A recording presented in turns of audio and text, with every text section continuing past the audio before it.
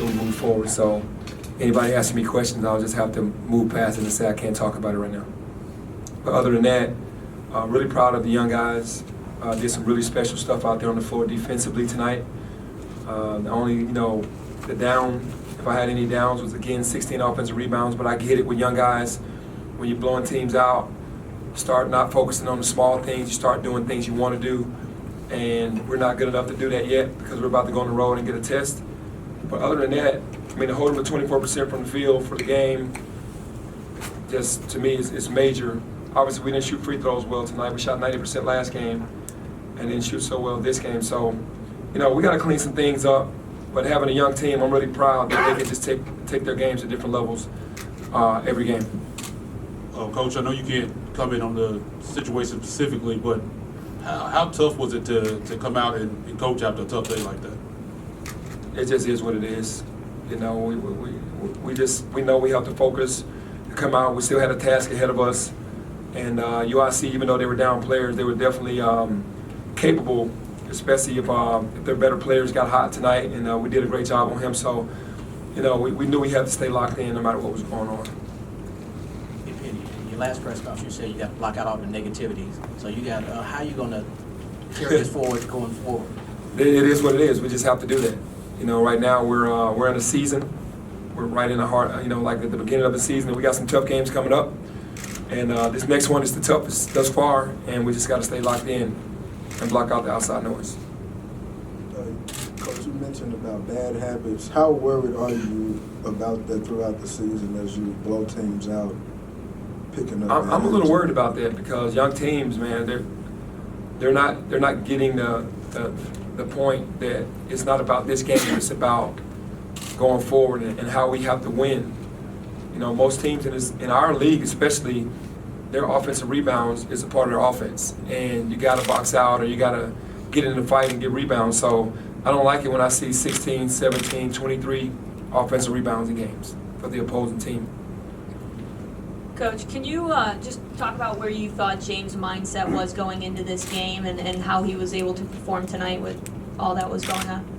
Obviously, 18-year-old kid having this type of attention at this moment. I'm sure he was a little nervous, but he went out there and played his heart out. Had 5 blocks in the first half. They only got 1 touch, and I don't know how many fouls he drew before the game. He drew like maybe 10 fouls or something like that, 11 fouls. So to me, he was still business as usual.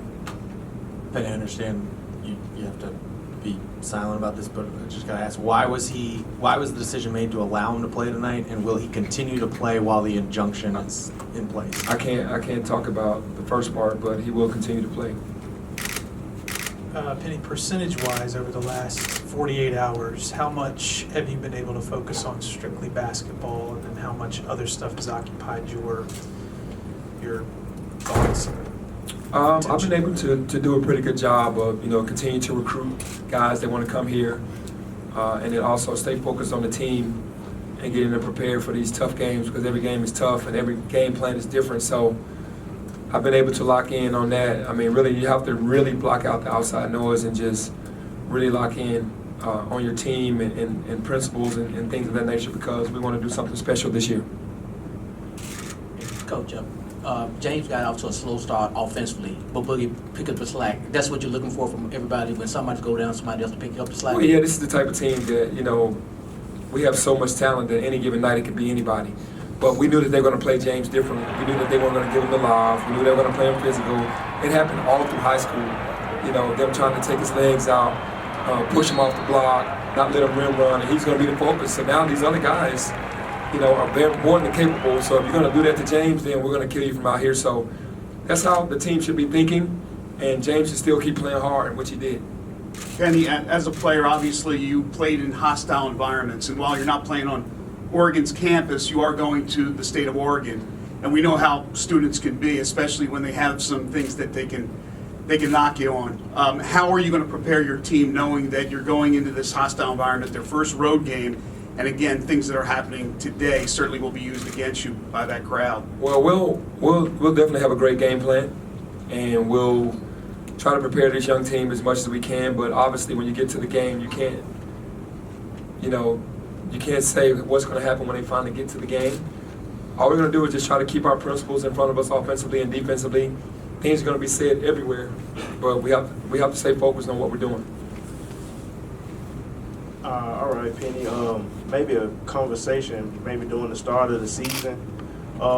Today, we've seen a lot of rotation going on with these young guys, and with so much talent, it looked like you're handling it well. But my question to you is, do you actually have a starting lineup, or you just go with the flow every game? Well, yeah, this is our starting lineup right now.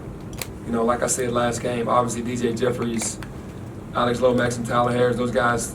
Alex Lomax and Tyler Harris started 10 games, 11 games last year and played a lot of minutes. DJ Jeffries was in the starting lineup. It's just all about groups. And I think right now we have a good starting lineup, and the group coming off the bench is really good as well. And, you know, tonight everybody played because when you're blowing teams out, you got to see where everybody is. It's not going to be a steady diet of 1 or 2 guys in these type of games. Penny, how many guys do you think you have that are elite rim protectors down low that can help you on the defensive end? Well, obviously James for sure. Precious. We're trying to get Lance Thomas to be more of that, and we're trying to get DJ Jeffries to be more of that guy with his athleticism. The guys that have the most athleticism, we're trying to get them to rim protect. And, you know, they blocked 15 shots last game. This game it was only 8. But, you know, that's something that we're going to have to continue to work on because we have to rim protect for sure, especially if we're going to get up and press the way we want to. Benny, you've been in a similar situation with James before. This time around, when you're dealing with this cloud, where are you at, like, in terms of your spirit, the way you're dealing with this? Like, are you like, Well, like I'm we're gonna human. get through this? I'm human, so but we're dealing with it as we move along. So, like I said, I've been through this before, so you have to deal with it. I think I'm doing fine with it. Damian started tonight, but he only played 13 plus minutes. Was that just kind of your feel the way Alex and Boogie were playing tonight? No, actually, he got into foul trouble early, and I think he only played 2 minutes the first half, and I think 11 minutes in the second half, and it's just the flow of the game. And it was a 40, 50-point lead. You know, it's time for other people to play. I mean, Damian understands that. It's all about sacrifice on this team. Obviously, in bigger games, more guys, 5 or 6 guys might play more, but in these type of games, you gotta play everybody. Hey, Coach, who has a game plan against Oregon, and what scares you about Oregon? Coach Topper has the game plan against Oregon, and what scares me about them is Peyton Pritchard. You know, he's a guy that can go for 40 points. You know, he showed that last year in the Pac-12 tournament and in the NCAA tournament. He can get going, and he's a dangerous player, and they set a lot of screens for him. And he's not the only player on the team, but he's definitely the head of the snake, and he scares us for sure. Coach, just today, how would you describe your overall emotional state? Just like roller coaster, you know, like.